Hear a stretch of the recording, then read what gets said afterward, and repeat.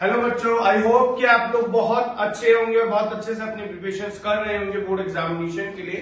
जैसा कि आप लोग को पता है कि लास्ट वीक सीबीएसई बोर्ड ने अपना सैंपल पेपर जो 2022 एंड 23 एग्जाम होने वाले उसके लिए रिलीज कर दिया है। तो हम लोग एक बार उसका एनालाइजेशन आज देखने वाले हैं कि पेपर में कितने सेक्शंस हैं, कौन सा सेक्शन कितने मार्क्स कैरी कर रहा है। जो मार्किंग स्कीम सीबीएसई ने ऑलरेडी इशू कर रखी थी, क्या उससे कोई डेविएशन है, तो हम उन सारी बातों को आज डिस्कस करने वाले हैं। और आज हम ये भी देखेंगे कि कौन से चैप्टर में से किस तरह से मार्क्स बाइफरकेटेड है, कि कहां से कितने नंबर का क्वेश्चन आ रहा है। तो आज हम वो सारी बातें इस लेक्चर में डिस्कस करने वाले हैं। तो देखो, सैंपल पेपर में जो मार्क्स आपके टोटल मार्क्स है वो 70 मार्क्स का पेपर है।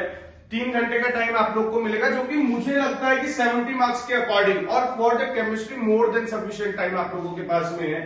तो पेपर का टाइम तो एज यूजुअल हमेशा की तरह सेम ही है कि हमारे को 3 आवर्स मिल रहे हैं 70 मार्क्स के लिए। इस पेपर के अंदर 5 सेक्शन है टोटल। 5 सेक्शन के अंदर फर्स्ट सेक्शन है सेक्शन ए, मैं यही लिख देता हूं, ज्यादा बेस्ट रहेगा। देन सेक्शन बी, सी, डी और ई। उसमें कुछ इस तरह से डिवाइडेशन है कि ए के अंदर हमारे 18 क्वेश्चंस आ रहे हैं जो 1 मार्क्स कैरी कर रहे हैं। जो फर्स्ट पॉइंट लिखा हुआ है, section A consist of 18 multiple choice question, MCQs होंगे और 1 मार्क्स के होंगे एक क्वेश्चन, और 18 क्वेश्चन सेक्शन ए में आने वाले। उसके बाद में सेक्शन बी जो है वो आपका 14 मार्क्स कैरी करता है। इसके अंदर आपके टोटल 7 क्वेश्चंस होंगे और एक क्वेश्चन 2 मार्क्स का होने वाला है। तो ये देखिए, section B consist of 7 very short answer question having 2 marks. इसके अंदर जो भी कोई शॉर्ट टाइप क्वेश्चंस है तो वो आने वाले।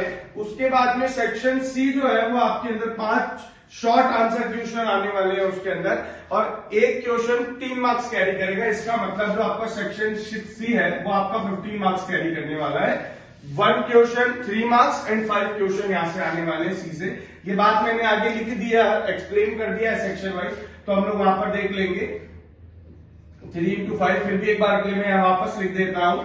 यहाँ 7, 2 into 7, 2 क्वेश्चन, 2 नंबर का एक क्वेश्चन है और 7 क्वेश्चन टोटल है यहाँ पर। और 1 into 18 मतलब पहले मैंने मार्क्स लिखे और बाद में नंबर ऑफ द क्वेश्चंस यहाँ पर लिखे। उसके बाद में बात करूं जो सेक्शन डी आपका है, सेक्शन डी आपका होने वाला जहां पर आपको सबसे ज्यादा प्रैक्टिस की जरूरत है वो है case based question, case studies. क्योंकि केस स्टडीज में कुछ क्वेश्चंस ऐसे होंगे जो आप बहुत इजीली डायरेक्ट कर पा रहे होंगे, लेकिन कुछ क्वेश्चंस ऐसे होंगे जिसके अंदर अगर आपको इन डेप्थ नॉलेज है तो ही आप कर पा रहे होंगे।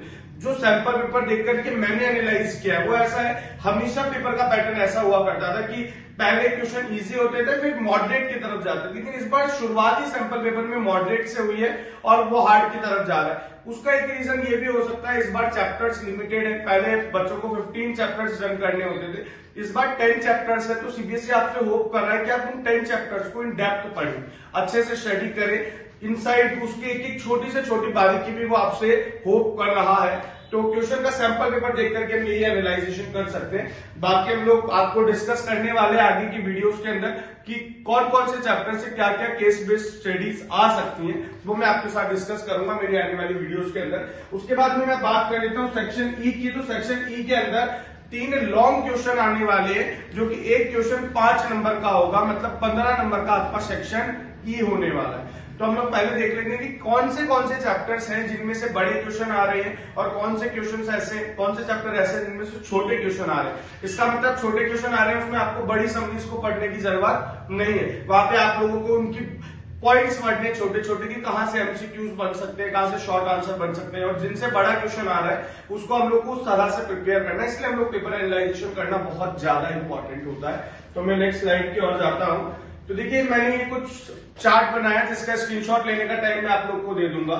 देखिए, मैं आपको बता दूं कि अगर आप डिवाइडेशन देखो कि कौन से चैप्टर में से कौन से सेक्शन में किस तरह के क्वेश्चन आ रहे हैं, तो उससे आपको इजी हो जाएगा अप्रोच करना उस चैप्टर को, कि आपको क्या उस चैप्टर में पढ़ना चाहिए, क्या आप छोड़ सकते हो। वैसे तो देखो, सोल्यूशन चैप्टर की बात करूं तो उसमें से कोई भी वेरी शॉर्ट क्वेश्चन जो मल्टीपल टाइप क्वेश्चन है और वेरी शॉर्ट क्वेश्चन है वो नहीं आ रहा है। यहाँ पर 2 क्वेश्चन आने वाले हैं, एक तो बड़ा क्वेश्चन जो 3 मार्क्स कैरी करेगा आप लोगों के लिए सेक्शन सी में, और एक क्वेश्चन आने वाला है केस बेस्ड स्टडीज, मतलब सोल्यूशन की केस बेस्ड स्टडी आ रही है। तो वहां पर हो सकता है कि वो न्यूमेरिकल दे सकता है उस बेसिस पे। तो आप लोग को सोल्यूशन को बहुत अच्छे से पढ़ना है, क्योंकि वो बहुत केस बेस्ड स्टडीज की आपको प्रैक्टिस चाहिए, बट वो होती बहुत इजी है। प्रैक्टिस में आप नहीं अटेंड कर सकते, लेकिन अगर आपने एक बार प्रैक्टिस कर ली तो उनसे ज्यादा ग्लोरियस कोई चांस नहीं है आपके पास में नंबर अटेंड करने का। वहां आप पूरे फुल ऑफ फुल ले सकते हो केस बेस्ड स्टडी में। तो 4 मार्क्स का क्वेश्चन यहाँ से केस बेस्ड स्टडी में आने वाला है।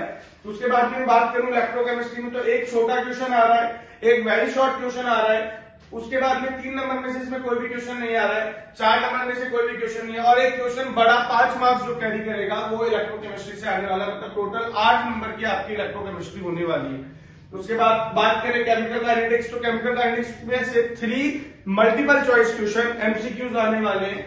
उसके बाद में 1-2 क्वेश्चन आपके आने वाले हैं वेरी शॉर्ट वाले, और बड़े कोई भी क्वेश्चन उसमें से नहीं पूछ रहा है। इसका मतलब ऐसा हो किया जा सकता है कि केमिकल काइनेटिक्स में से न्यूमेरिकल जो है वो बहुत ज्यादा बड़े वाले न्यूमेरिकल नहीं, डायरेक्टली फॉर्मूला बेस्ड न्यूमेरिकल्स आएंगे या फिर थ्योरी बेस्ड क्वेश्चन इसमें से आने वाला है।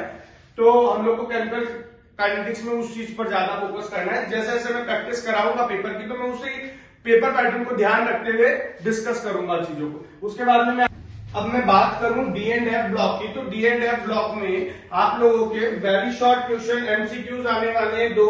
वेरी शॉर्ट क्वेश्चंस के अंदर अगर मैं इसमें से देखूं तो एक भी वेरी शॉर्ट क्वेश्चन इसमें नहीं आ रहा है, ना 3 मार्क्स में कोई क्वेश्चन आ रहा है, ना 4 मार्क्स में कोई क्वेश्चन आ रहा है। एक बड़ा क्वेश्चन आ रहा है 5 मार्क्स के अंदर, मतलब ये टोटल 7 मार्क्स कैरी कर रहा है। तो हमारे को इसको भी देखना बहुत ज्यादा जरूरी है कि कौन कौन से बड़े क्वेश्चन इसमें से बन सकते हैं 5 मार्क्स के लिए। उसके बाद में बात करूं कोऑर्डिनेशन कंपाउंड की, तो कोऑर्डिनेशन कंपाउंड के अंदर 2 एमसीक्यूज आ रहे हैं। एक आपका वेरी शॉर्ट क्वेश्चन आ रहा है और एक आपका 3 मार्क्स का क्वेश्चन आ रहा है। तो हम लोग उसके अंदर पढ़ेंगे तब देखेंगे कौन कौन से 3 मार्क्स की क्वेश्चन की पॉसिबिलिटीज यहाँ बन सकती है। एमसीक्यूज की तो सभी चैप्टर की मैं आपकी बहुत अच्छे से प्रैक्टिस करवा ही दूंगा। उसके बाद में जो भी बड़े क्वेश्चन है उनको भी स्पेशली मैं आपको लिख करके दिखाऊंगा कि क्या आंसर उसमें एग्जैक्टली अगर आपसे पूछा जाए 5 मार्क्स में तो कितना आंसर आपको लिखना चाहिए। ये सब मैं आपको आगे की वीडियोस में डिस्कस करने वाला। उसके बाद में बात करूं हेलो एल्केन हेलो एरिन, जो हमारा ऑर्गेनिक का पोर्शन है, तो ऑर्गेनिक केमिस्ट्री में halo alkane halo arene 1 MCQ आ रहा है यहाँ से। और इसके बाद में सेक्शन अगर मैं बी के बात करूं तो उसके अंदर 2 मार्क्स का एक क्वेश्चन आ रहा है, जिसके अंदर आपको इंटरनल क्वेश्चंस में चॉइस मिलने वाली है। मतलब ऑल टाइप क्वेश्चन आएगा कि या तो आप ऊपर वाला अटेम्प्ट कर सकते हो, उसका सेकंड पार्ट अटेम्प्ट कर सकते हो, जो भी आपको अटेम्प्ट करना है वो आप कर सकते हो। उसके बाद में सेक्शन जो अपना सी है उसके अंदर 3 मार्क्स का एक क्वेश्चन आ रहा है, उसके अलावा कोई भी क्वेश्चन इसके अंदर नहीं है।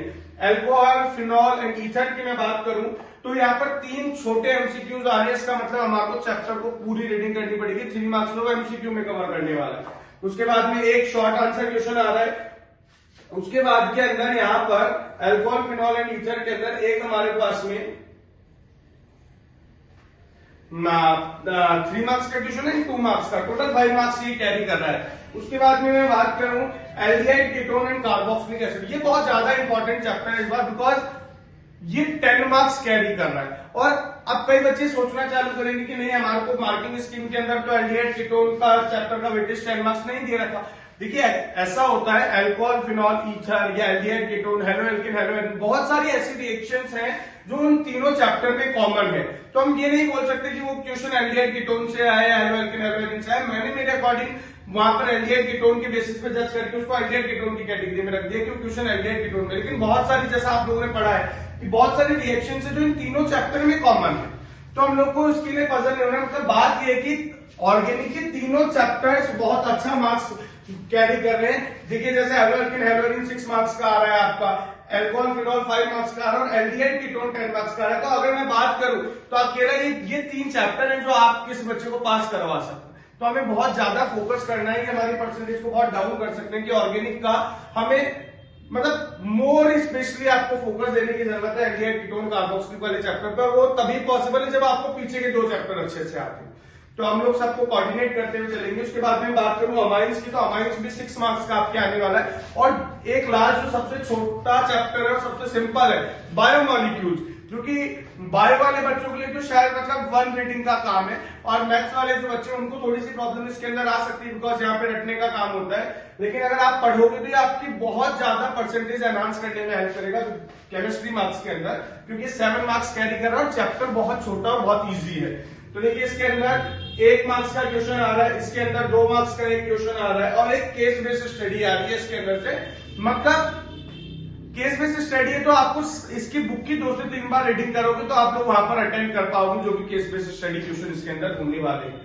अब मैं आगे आप लोग को ये पूरा एक बार ओवरऑल जो टेबल है ये आप लोग कॉपी में नोट कर लेना, यहाँ से स्क्रीनशॉट ले लीजिए, इसका ले लिया। अब इसके बाद में वैसे मैंने इसको एक बार पूरा समराइज करके लिख दिया है कि 3+4 ऐसे बाइफरकेटेड करके कि कितना किसमें से क्या क्वेश्चन आ रहा है। सोल्यूशन में से अगर मैं बात करूं कि सोल्यूशन में से 3+4 मार्क्स के मतलब एक क्वेश्चन 3 मार्क्स का आ रहा है, एक क्वेश्चन 4 मार्क्स का आ रहा है, टोटल 7 नंबर ये कैरी कर रहा है। इलेक्ट्रोकेमिस्ट्री में एक क्वेश्चन 1 मार्क्स का, एक 2 मार्क्स का और एक 5 मार्क्स का, टोटल 8 मार्क्स ये कैरी कर रहा है। उसके बाद में बात करूं केमिकल काइनेटिक्स की तो 1 मार्क्स के 3 क्वेश्चन है, एक क्वेश्चन 2 मार्क्स का और दूसरा क्वेश्चन फिर 2 मार्क्स का, टोटल 7 मार्क्स का। मतलब हमारी फिजिकल केमिस्ट्री अकेले 22 नंबर कैरी कर रही है, सिर्फ 3 चैप्टर 22 नंबर कैरी कर रहे हैं, जो कि बहुत इजीली करे जा सकते हैं। क्योंकि अगर आपने इनको एक बार पढ़ लिया फिजिकल केमिस्ट्री तो इनको आपको बार बार रटने की जरूरत नहीं। अगर आपने एक बार अच्छे से प्रैक्टिस कर ली तो that is more than sufficient. अब मैं बात करता हूं हमारी इनऑर्गेनिक केमिस्ट्री की। तो इनऑर्गेनिक केमिस्ट्री में इस बार बहुत लकीली आपके 2 ही चैप्टर आ रहे हैं। टी ब्लॉक जैसा बड़ा चैप्टर सीबीएसई ने आप बच्चों का ध्यान रखते हुए हटा दिया है, तो आप इस जगह बहुत खुश नसीब हो मैं कह सकता हूं कि आपको पी ब्लॉक जितना बड़ा चैप्टर रखने की जरूरत नहीं है। यस, तो देखिए DNF block and coordination compound के अंदर आपका जो 1, 1, 5, 7 मार्क्स और कोऑर्डिनेशन कंपाउंड 1, 1, 2 एंड 3 का पार्टीशन यहाँ पर किया गया है, 7 मार्क्स है। तो अगेन इनऑर्गेनिक आपकी 14 मार्क्स कैरी कर रही है, 2 चैप्टर 14 मार्क्स कैरी कर रहे हैं और दोनों ही बहुत छोटे चैप्टर है। अगर आप ज्यादा भी नहीं तो मतलब मैं ये मानता हूं कि मैक्सिमम 5 डेज के अंदर कोई अपनी रेगुलर स्कूल और सारी पढ़ाई को रेगुलरिटी से रखते हुए भी 5 दिन में दोनों चैप्टर कर सकता है। मतलब 14 मार्क्स को हम 5 दिन में कवर कर सकते हैं अच्छे से। उसके बाद में हेलो एल्केन, हेलो एल्केन का मैंने आपको बताया है कि 6 मार्क्स का है, 1, 2 एंड 3। Aldehyde ketone 1, 1, 2। कीटोन के अल्कोहल ईथर में 1, 1, 2 है, sorry. Aldehyde ketone and carboxylic में 1, 1, 3 एंड 5। उसके बाद में अमाइंस 1, 1, 3 और बायोमोलिक्यूल 1, 2 एंड 4, 4 जिसमें बायो यहाँ पर हमारी केस बेस्ड स्टडी आने वाली। तो टोटल 70 मार्क्स। इनऑर्गेनिक हमारा सबसे ज्यादा वेटेज रख रहा है, इनऑर्गेनिक सबसे कम वेटेज रख रहा है, ऑर्गेनिक सबसे ज्यादा वेटेज कवर कर रही है। 34 मार्क्स का क्वेश्चन यहां से आने वाला है। फिजिकल केमिस्ट्री और ऑर्गेनिक मतलब जो भी बच्चे, जिन बच्चों के साथ ऐसा है कि किसी भी कारण से उनकी प्रिपरेशन बहुत बहुत बेकार चल रही है, वो पढ़ नहीं पाए या कहीं पर और बिजी थे, बहुत सारे बच्चों के साथ बहुत सारे इश्यूज होते हैं, तो उनका मेरा उनको एडवाइस यही है कि आप पहले ऑर्गेनिक केमिस्ट्री को कवर कर लीजिए ताकि आपके 34 मार्क्स तो सिक्योर हो सके। उसके बाद में आप इनऑर्गेनिक को लीजिए और फिर फिजिकल को करें। और बाकी जिन भी बच्चों को मैं करवाने वाला हूं, मैं चालू करूंगा फिजिकल केमिस्ट्री से, क्योंकि इन तीनों चैप्टर्स में टाइम लगेगा सॉल्व करने के अंदर, क्योंकि बहुत सारे न्यूमेरिकल, बहुत सारे एमसीक्यूज, बहुत सारे केस बेस्ड स्टडी क्वेश्चन बनने के चांसेस यहाँ पर है। अच्छा, कहीं पर भी ऐसा नहीं है कि मैंने बोला है कि सोल्यूशन से केस बेस्ड स्टडी और बायोमोलिक्यूल से केस बेस्ड स्टडी मतलब यहीं से ही आएगी, ऐसा जरूरी नहीं है। क्योंकि सीबीएसई का हमेशा का रूल रहा है कि सीबीएसई अपनी जो भी सैंपल पेपर है उससे थोड़ा बहुत तो मैनिपुलेट करता ही है, मतलब थोड़ा बहुत इधर उधर होता ही। तो इस जगह आपको पजल होने की जरूरत नहीं। बात ये कि हम लोग इतना अच्छे से चैप्टर पढ़ने की चैप्टर कहीं से कुछ भी पूछे हम अटेंड कर पाए, बस ये तो हमारी प्रिपरेशन को और एनहांस करने के लिए। अभी तो कोर फंडा यही है कि हमें पूरा चैप्टर पढ़ना है, अच्छे से पढ़ना है और एटलीस्ट एनसीईआरटी की 2 से 3 रीडिंग लेनी ही लेनी है। बिकॉज इस बार सिलेबस कम है तो सीबीएसई डेप्थ में नॉलेज पूछ रहा है। पेपर मैं ये देख के कहूं तुम्हारे को बहलाने के लिए कि पेपर इजी था, तो पेपर इजी बिल्कुल नहीं आने वाला है, क्योंकि सैंपल पेपर को देख करके मतलब पेपर इजी नहीं, मॉडरेट आने वाला है, बहुत ज्यादा टफ भी नहीं आएगा। सैंपल पेपर में कुछ क्वेश्चन बहुत ज्यादा टफ भी है, तो मतलब वो टफ उन बच्चों के लिए जिन्होंने नहीं पढ़ा उनके लिए सब कुछ टफ है, और जिन्होंने पढ़ लिया है, अच्छे से समझा है, उनके लिए बहुत इजी भी है वो क्वेश्चन। तो बस बात ये कि हमें इन डेप्थ स्टडी करनी है, 10 चैप्टर से उन्हें अच्छे से पढ़ना है, तो हमारा अच्छे मार्क्स आने के प्रोबेबिलिटीज बढ़ जाएंगे। बाकी मैं आप लोग को टाइम पे क्वेश्चंस के वीडियोस देता रहूंगा। Thank you so much.